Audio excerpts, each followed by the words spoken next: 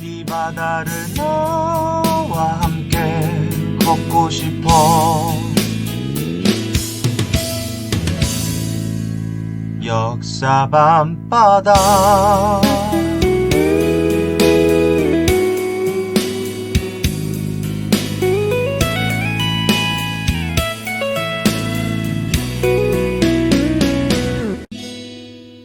나는 지금 역사 밤바다. 우철쌤의 역사 밤바다.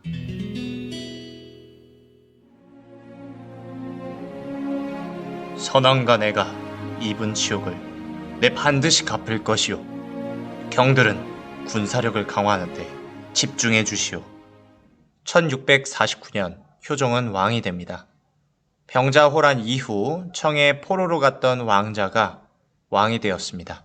원래 인조의 첫 번째 아들인 소현세자가 왕이 됐어야 하는데 소현세자는 왕이 되기 전에 죽게 됩니다.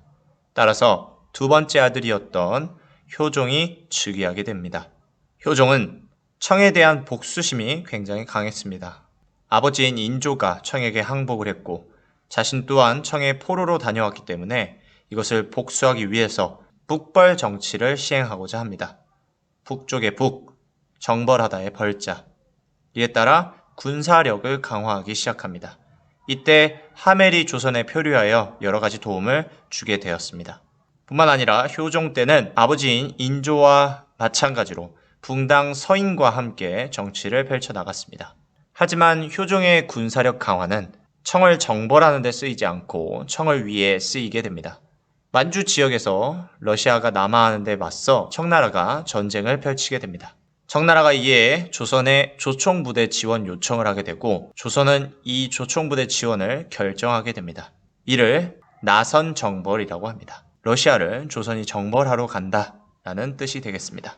그러던 중 1659년 효종이 사망하게 됩니다. 효종에서 현종으로 넘어가기 전에 우리가 추가적으로 알아야 할 사항이 있습니다. 외란, 호란, 즉 전쟁 이후 조선은 제도를 개편합니다.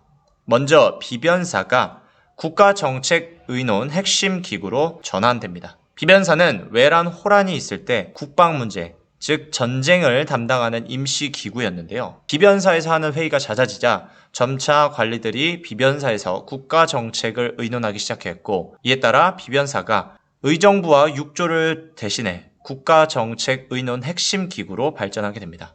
따라서 의정부와 육조의 기능이 약화됐고 이것과 연관되었던 왕권이 약화되면서 비변사는 양반들의 기구가 되었습니다. 군사적으로도 개편을 했습니다. 첫 번째로 훈련도감을 설치했습니다. 훈련도감이라는 군대는 직업 군인들로 구성이 되었고 포수, 사수, 살수로 구분지었습니다. 포수는 조총수, 사수는 활, 살수는 창병을 의미합니다. 이 훈련도감에 이어서 4가지 군대를 추가로 만들어 5군형 체제를 만듭니다. 훈련도감에 어영청, 총융청, 수어청, 금위영을 만듭니다. 지방군도 재편을 합니다. 속5군을 편성합니다.